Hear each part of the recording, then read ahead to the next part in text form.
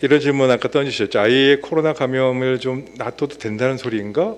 뭐 그런 이야기인가? 그런 얘기 시작하셨는데 매우 적절치 않은 질문 같습니다. 왜 그러냐면요. 개인이 환자를 볼 때 이거 마치 그 전제는 백신을 안 맞으면 코로나 감염 되니까 맞으셔야 됩니다라고 강요하는 듯한 인상을 주고, 그건 의학 윤리학적으로 적절치 않고, 백신을 맞았을 때와 안 맞았을 때의 부작용과 또 가능성과 여러 가지를 고려해서 결정을 하는데 정확한 정보를 주고, 그 결정은 환자가 하는 거죠. 소아는 보호자가 하는 거고. 자, 그런 측면에서 우리가 정보를 제공하는 합리적인 결정하는 의학 윤리학 입장에서의 여러 가지 상황을 고려할 때 적절치 않은 발언이었다. 더더구나 그런 부분들이 백신 접종을 권고해야 되는 정책의 담당자 입장에서 그런 얘기를 하시는 것은 좀 적절치 않고요. 더더욱 의료인으로서도 좀 그 문제는 좀 제고해 주시길 바라고요. 반대로 얘기하면요, 소아청소년 중에서 백신 접종을 맞아야 될 의학적 필요성이 있는 사람도 의료인의 관점에서 보면 분명히 있고, 그런 거를 잘 아는 부모들이 우리 아이는 코로나 걸리면 위험하니까 백신을 맞히고 싶어하는 경우도 있어요.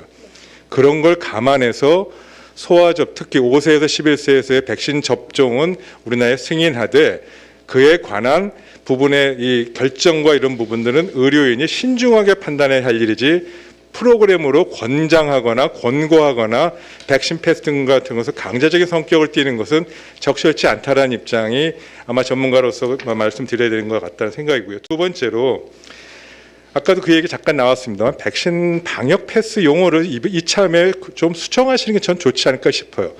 백신 패스라고 하시고, 그 전에 이제 쓰고 있는 건강 패스, 혹은 뭐 프랑스에서는 세니타리아 패스라고 그러잖아요.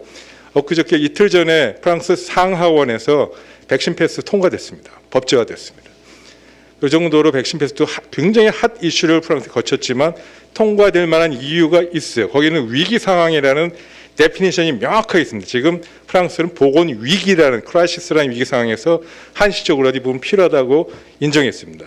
미국은 좀 달랐지만, 이게 무슨 뜻이냐면 기술적인 부분하고 상황적인 영역하고 유연하게 대처해야 되는 부분이 있다는 뜻입니다. 당연히 법원의 그 결정문도 보셔서 아시겠지만, 또 헌법에 뭐 여러 가지 상황이 있지만, 상황에 따라서 정부가 기본권을 침해하지 않는 최선의 노력을 했느냐, 할 수 있는 상황을 했음에도 불구하고 공공복리의 측면에서 이 부분이 굉장히 더 큰 베네핏이 있다면 할 수 있다는 겁니다. 상황에 따라 언제든지 변경될 수 있습니다. 행정심판의 효력정지처분은 언제든지 상황이 바뀌면 달라질 수 있다는 걸 의미하기 때문에 좀 기술적으로 접근하셔서 백신 패스, 그다음에 이 백신 패스의 적용 대상을 어디까지 디파인할 건지, 적용 업종은 어떻게 구체화할 것인지에 대해서 좀 세부적으로 디테일하게 나눠서 프로그램을 과학적 근거를, 혹은 과학적 근거 없다 하더라도 설득할 수 있는 논리를 정확하게 제시해 주면서 하시는 것이 도움되지 않을까. 프랑스의 경우로 자세히 들여다보시면 가장 최근에 업데이트된 거니까 그런 부분을 반영하실 수 있을 것 같고요.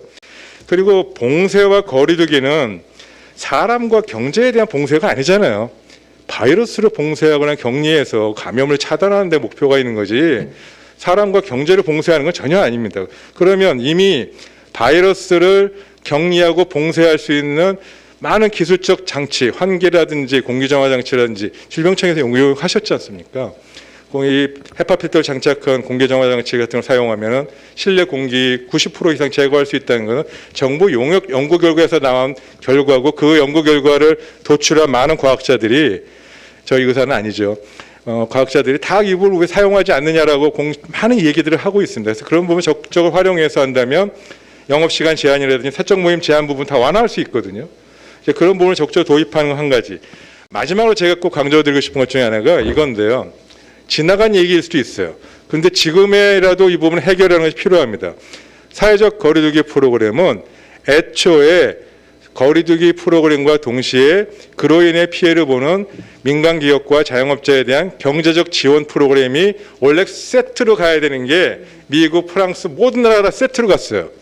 그게 하나의 프로그램 덩어리였는데, 왜 우리나라는 초장부터 규제만 들어가고 보상 지원은 아예 프로그램 빠졌거든요.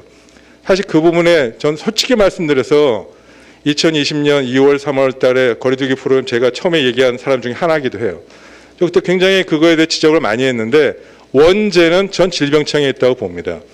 왜 그러냐면 경제적 지원책에 대한 해결 방안이나 실행은 당연히 뭐 산자부든 총리가 결정해서 중대본이 해야 될 일이겠지만 그거에 대한 필요성을 강력히 얘기하고 이에 대한 거를 프로그램을 주도해야 되는 걸 결국 질병청이 했었어야 되는데 그러지 못했던 거, 보건복지부가 그런 리더십을 발휘하지 못했던 부분이 이 거리두기 프로그램의 반쪽짜리, 즉 그래서 피해를 보게 될 수밖에 없는 민간기업과 자영업자가 있는 부분을 방치한 것, 이 부분이 핵심이기 때문에 지금이라도 그런 프로그램이 필요하고 이것이 적절치 않고 지금에도 해결해야 된다는 것은 질병청과 중대본, 보건복지부가 풀어야 될 것 같습니다. 리더십을 강하게 보여주시고 지금이라도 이 부분은 거리두기 프로그램에 아예 넣어서 경제 지원책에 대한 부분까지 고려해서 넣는 것이 필요하겠다라고 하시는 것이 좋지 않을까 싶습니다. 이상입니다.